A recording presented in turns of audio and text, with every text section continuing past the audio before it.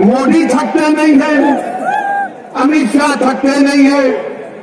हम बाबा से, योगी से, मोदी से पूछना चाहते हैं, 29 दिसंबर को सहारनपुर में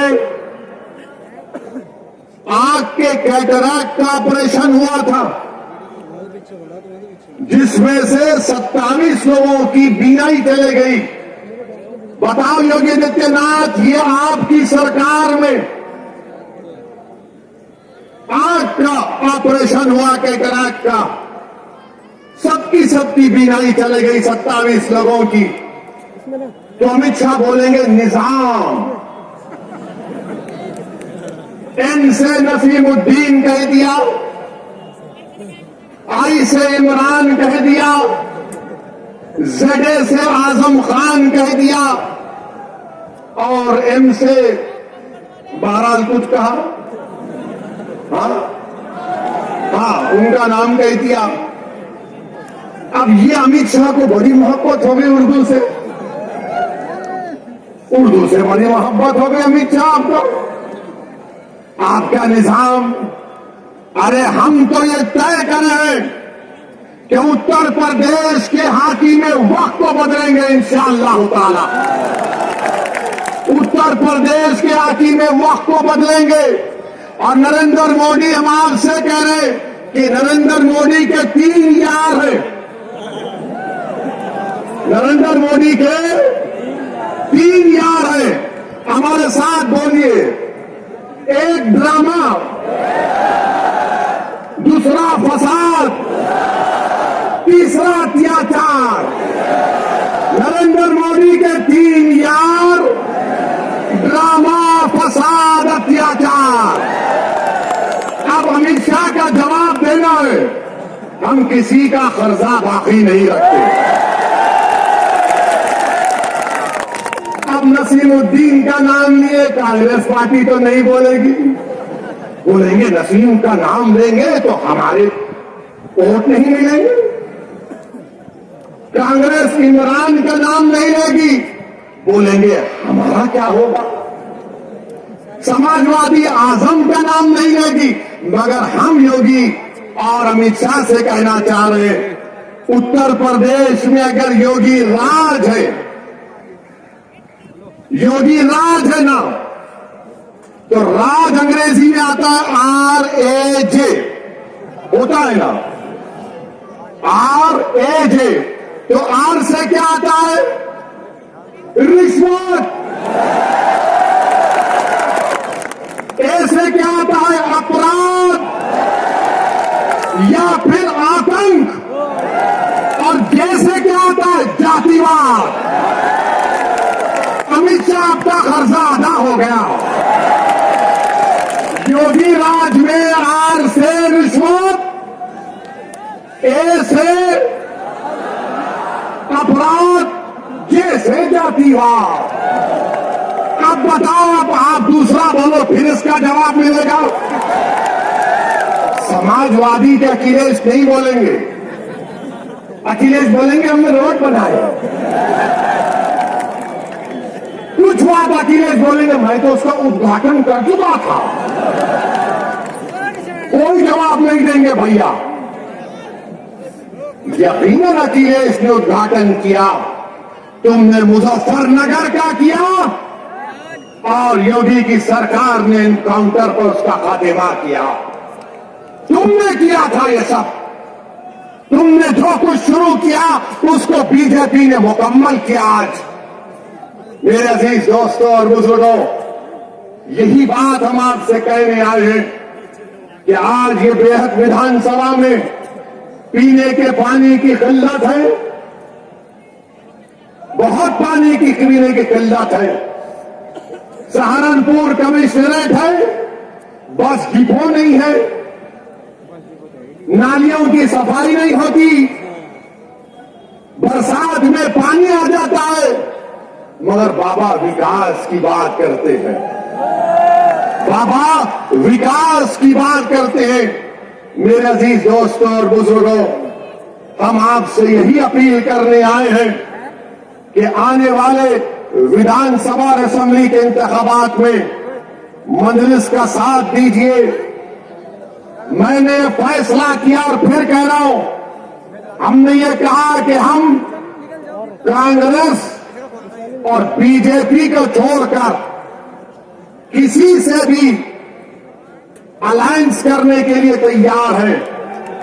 तो सुनिए, तो एबीपी के चैनल पर एक मशहूर जर्नलिस्ट है पंकज साहब ने अखिलेश से पूछा कि आप ओवैसी से समझौता क्यों नहीं कर लेते? तो अखिलेश ने जवाब दिया कि ओवैसी पर बहुत से इल्जाम लगते हैं। अखिलेश साहब, इल्जाम तो हम पर ही लगता है ना, आप पर तो कुछ नहीं लगता। रिवर फ्रंट आप बनाए, आप पर कोई इल्जाम नहीं। लखनऊ से कानपुर रोड आप बनाए, आप पर कोई इल्जाम नहीं। आपने सब कुछ किया, आपके 10-10 उंगलियां घी में थी, मगर आजम पर इल्जाम लगा बकरी चोरी का और भैंस चोरी का। ये इल्जाम सिर्फ हम पर लगता है। ये 60 साल से हम पर इल्जाम लग रहा है, कभी आतंकवाद का, कभी फिरका परस्ती का, कभी पुलिस को मारने का, तो कभी किसी और इल्जाम का। अखिलेश यादव साहब, इल्जाम तो भारत के मुसलमानों के मुकद्दर का हिस्सा बन चुका है। अब हम इल्जामात की फिक्र नहीं करेंगे।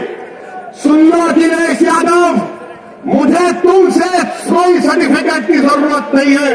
मैं इस जनता के दरमियान में जाकर अपनी दिल की बात करूंगा, उनके दिल को जीतूंगा और इसका मुतालबा करूंगा।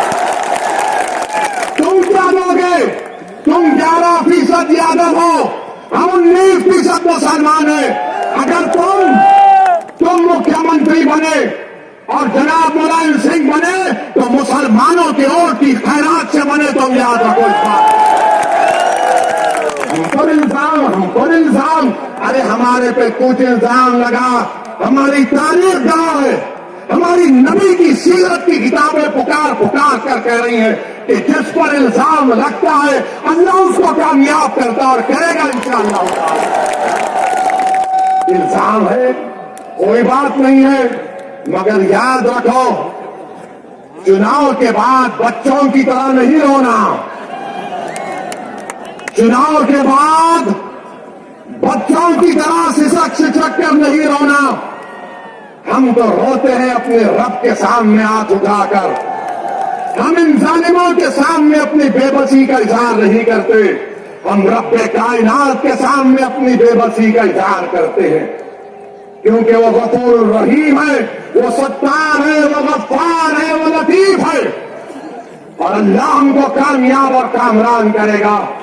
मेरे बस में इतना है, शौकत के बस में इतना है, महताब और हमारे अम्बेडकर साहब की ताकत में बस इतना है कि हम आपके पास जाकर अपनी बात को पूरे इखलास के साथ रख रहे हैं।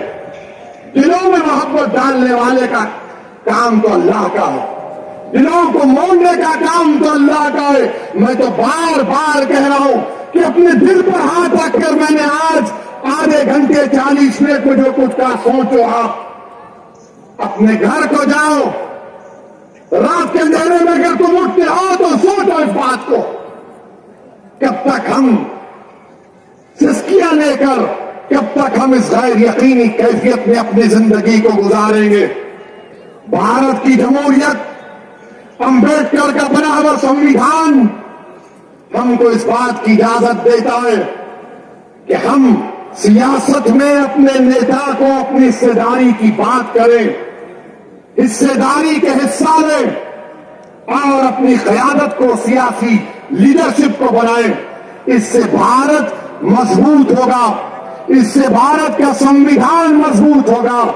यही चंद गुजारिशात मैं आज तक कहने के लिए आया हूं। आपसे सिर्फ गुजारिश करूंगा कि अगर आप हमारा साथ दें, अल्लाह आपको सलामत रखे। अगर आप नहीं देना चाहते तो अल्लाह तब भी आपको सलामत रखे। मगर मेरी इस बात को याद रखो मेरी इस बात को याद रखो कि कहीं 60 साल के बाद कोई एक और दीवाना आकर मेरी ही जबान में इन आने वाले बच्चों से ना कहेंगे जो कल बूढ़े हो जाएंगे कि तुमको तुम्हारा हिस्सा नहीं मिला। हिस्सा उसी वक्त मिलेगा जब आप उठ खड़े होंगे, सियासी क़यादत बनाएंगे, अपने वोट से अपनी पार्टी को कामयाब करेंगे। जिस तरह ठाकुरों ने योगी को मान लिया, जिस तरह पिछड़ा वर्ग ने मोदी को अपना लिया, जिस तरह दलितों ने आज बहन जी और चंद्रशेखर आजाद को अपना नेता मानते हैं। आओ मुसलमानों, तुम मुझे नहीं तो खुद नेता बन जाओ, मैं तुम्हारे साथ लड़ने के लिए तैयार हूं। अस्सलाम वालेकुम व रहमतुल्लाहि व बरकातुहू।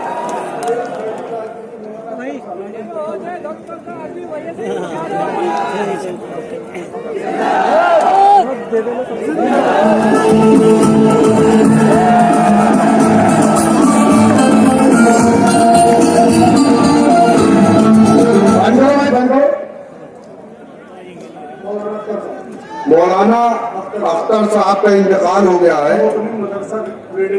मदरसा मोहतमी मदरसा रेडी ताजपुर के आप तमाम लोगों से गुजारिश है कि उनके लिए दुआए मग़फ़िरत करें।